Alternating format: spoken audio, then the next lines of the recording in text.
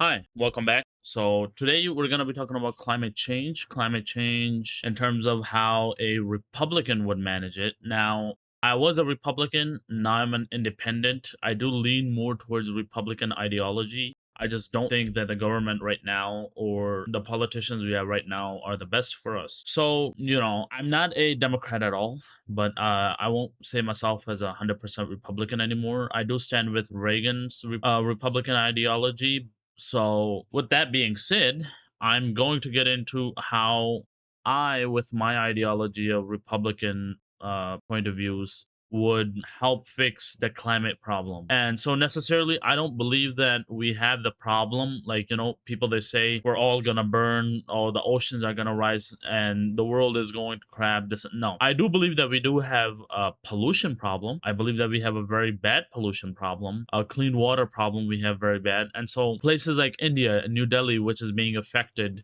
very badly from pollution, hundreds of thousands of people are dying per year from pollution. If you go into New Delhi, it's like you're smoking 2 packs of cigarettes per day.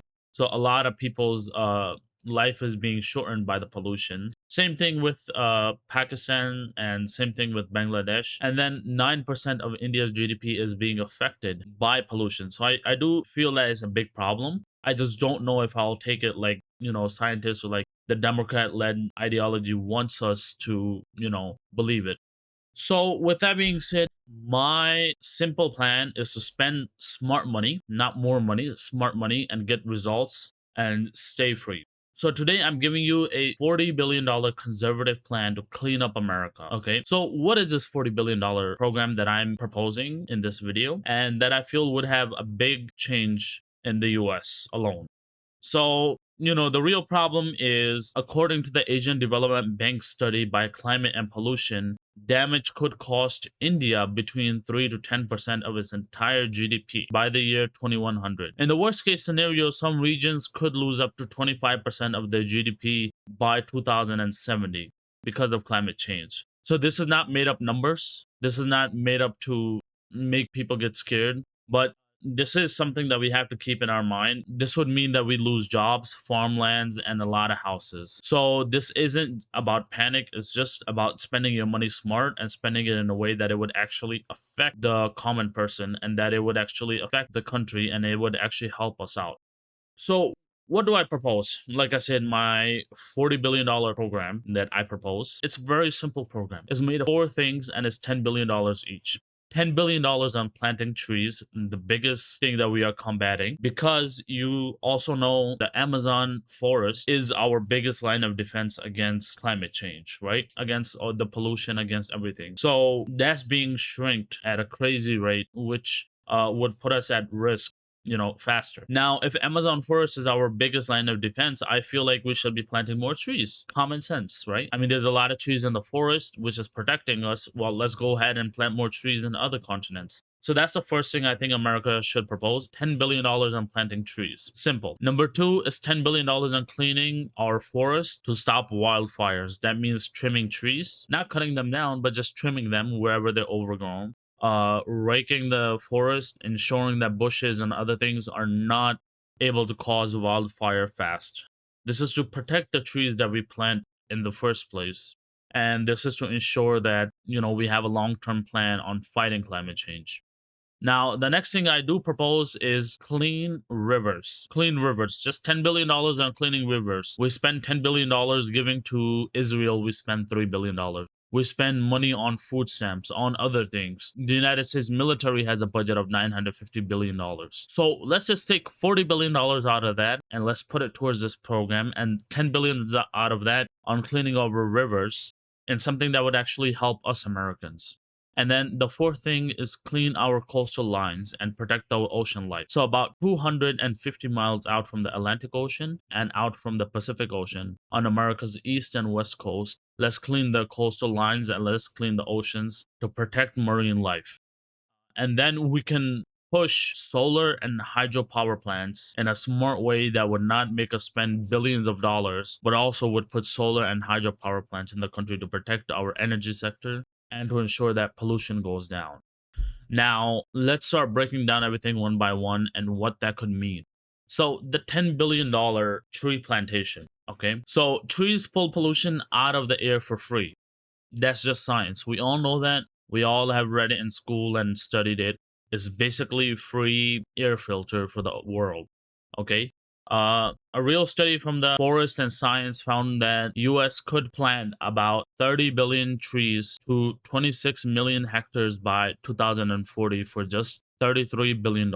So $10 billion is a serious down payment. It could fund roughly one third of that entire national goal. The World Resources Institute says $4 to $4.5 billion a year investment could restore 60 billion trees over 20 years, mostly on private land, with landowners as partners, not the government land grabs. Okay, and bonus WRI says every $1 million spent on reforestation creates about 40 jobs. This is a jobs plan too. This will help us get jobs and help us fight climate change.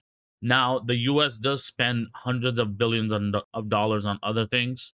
We just spent what $70 billion on funding ICE and $150 billion payment to ICE in the One Big Beautiful Bill. I think we can even double this into $80 billion program, but I'm not even proposing that big. I'm proposing a $40 billion payment, which I think would help out America a lot. Now, the second thing I do propose is clean forest and stop wildfires. So $10 billion on clean forest and thin our forests and stop wildfires. So this is one that people forget. So overgrown, dirty forests are wildfire fuel.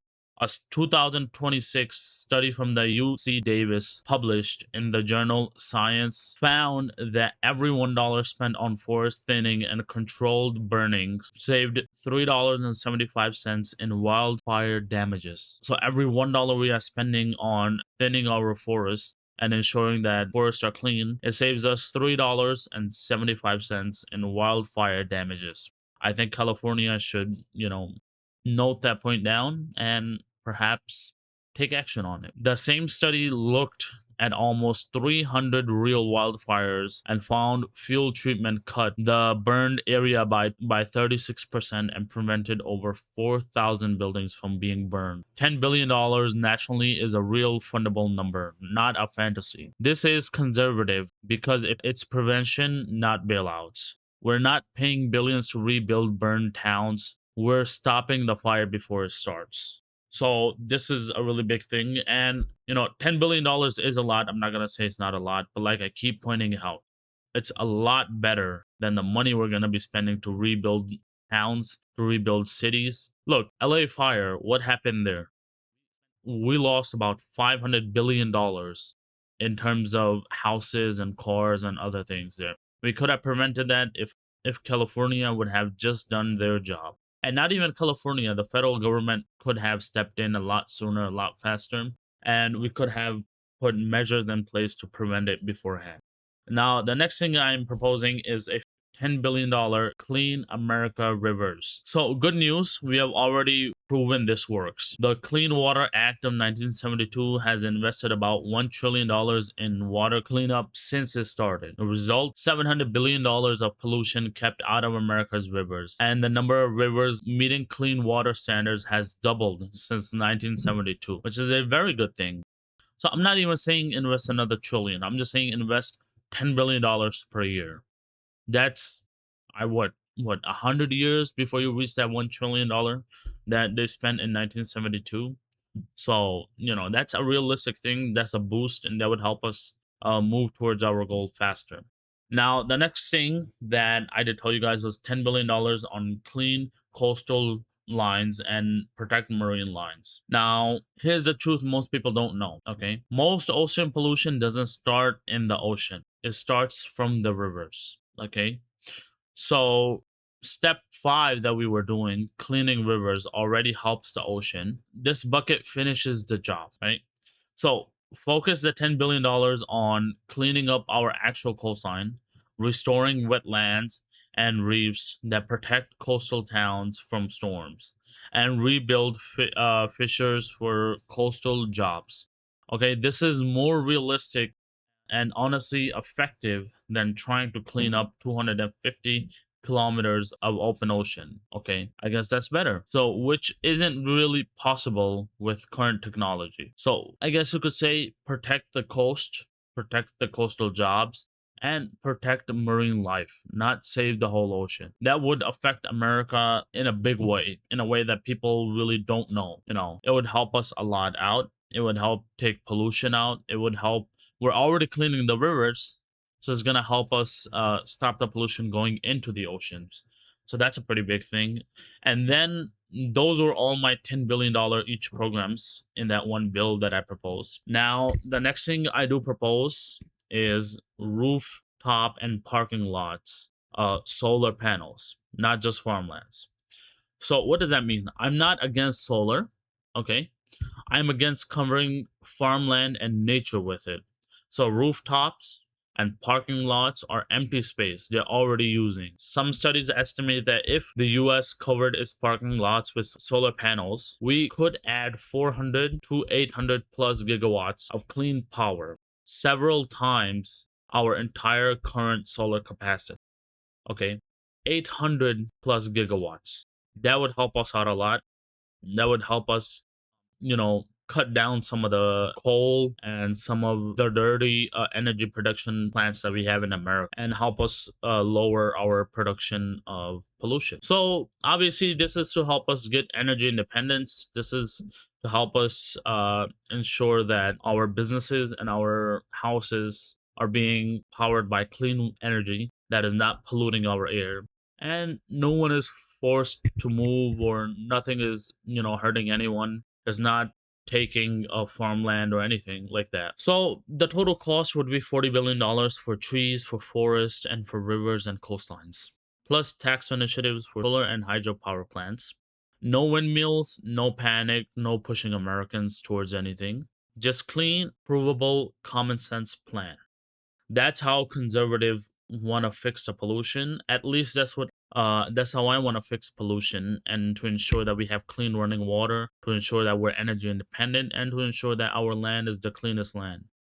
You know, you guys can go ahead and comment down below what you guys think. What do you think should be removed from this? What do you think should be added towards this program, and how everything should work? That's my program. I'll see you guys in the next video with a new topic, and we'll break that topic down. Till then, have a nice day.